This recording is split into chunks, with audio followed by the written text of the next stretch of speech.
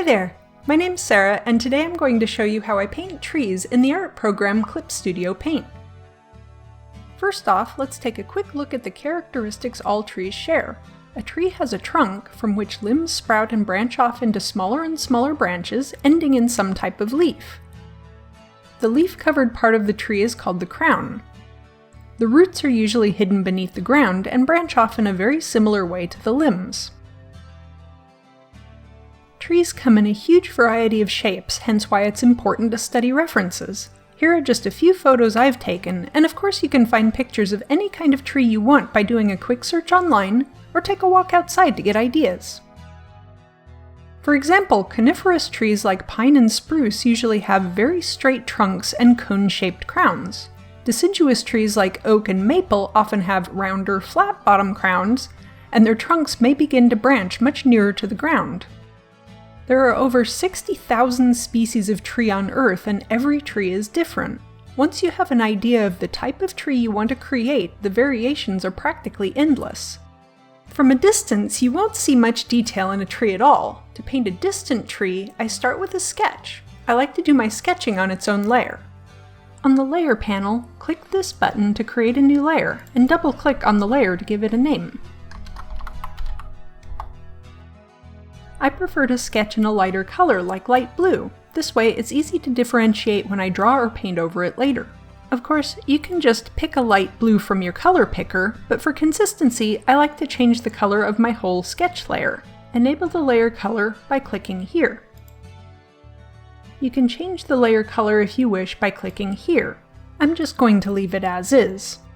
Note we're ignoring the subcolor for now as it's a whole other subject. Just know that the layer color affects colors closer to black, so for now, make sure the color you're drawing with is black. I use the built-in pencil tool to sketch, as I love how it feels like sketching with a real pencil. The brush size you choose depends on the size of your canvas. Use this panel to choose a brush size for the pencil that feels natural to you. At this point, I keep my sketch very rough and loose, just defining the shape of the tree's crown, the trunk, and the main branches. I also add in areas to show where the leaves may be clumped. Next, I create a new layer for the trunk. Since we're on the sketch layer now, clicking New Layer will create my trunk layer above the sketch. I use the color picker to choose a medium brown to start with. For organic shapes like trees, I prefer a paintbrush such as the built-in oil paint brush. I always paint in all of the main branches, even if they'll mostly be obscured by leaves later. The branches will always show through a little, so painting them in looks more natural. Now that the trunk is laid out, we don't want to shade outside of its shape, so turn on the Lock Transparent Pixels option. Now I choose a darker shade of brown and add some shading to one side of the tree's main trunk, as well as the underside of the branches. This will of course be on the opposite side from the main light source in your scene. For the crown, we'll create a new layer above the branches. Start with a dark green color. I know it's tempting to use a leaf brush for the foliage, but for a tree in the distance, it actually looks better not to. Leaves are so tiny they get blurred out by distance, so you can opt to either hand paint your tree's crown, or use a speckled brush that gives the impression of leaves instead. The clusters follow where the branches get smaller towards the outside of the tree's crown.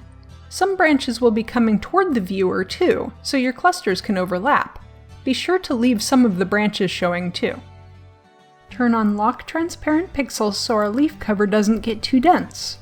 Select a brighter green color, and paint in some highlighted leaves. Here's where you can really define each cluster if you have some overlapping each other. Now's a good time to refine your painting, adding additional shadows to your trunk and branches where the leaf cover is thicker, and perhaps some variation to the hues of your leaf cover. You can also make adjustments to each layer individually. Go to the Edit menu and choose Tonal Correction, Hue, Saturation, Luminosity. Here you can adjust the layer's base colors, the vividness of the colors, and their brightness.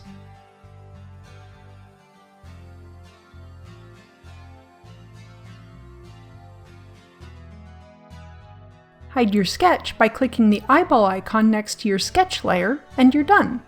Remember, you don't need much detail at all to create a convincing tree that's far away. From up close, however, it's a different story. You'll be able to see a lot more detail on the tree's trunk and leaves, and you can see the individual branches and stems between the clusters of leaves. Many trees will also have flowers, fruit, or seed pods that may not be evident from a distance. Once again, the best way to get ideas is to do some research. What do the leaves look like on an aspen versus a black oak? How are the needles of a pine tree different from a spruce? What does the tree's bark look like? You'll often see really close-up trees used to frame a painting. Let's create a fun fantasy forest scene. We'll start the same way by sketching in our trunk, branches, and leaf clusters in blue pencil, as well as some other details, then paint in the wooden parts in brown on their own layer. For close-ups, I like to start with a textured tree bark brush in a darker color, and then paint in some additional shadow and highlight details by hand with the oil paintbrush. Here's where a specialized leaf brush will come in handy. You can find lots of examples in the Clip Studio Assets shop, or if you need something really specific, you can always make your own brush. For the sake of simplicity, I'm using the Leaves brush that comes with Clip Studio Paint. I start with very dark green leaves, then layer some slightly brighter leaves on top. After that, I'll switch over to the oil paintbrush to add in some stems to the floating leaves, and a little bit of extra detail. Add in some fun lighting effects, and our scene is complete. By layering a background of distant, indistinct trees with low saturation and higher luminosity, a midground of trees with a medium amount of detail, and a foreground frame of dark, almost silhouetted trees with high detail, you can see how a forest begins to take shape. I hope you enjoyed this tutorial. May you add many beautiful trees to your paintings. So long!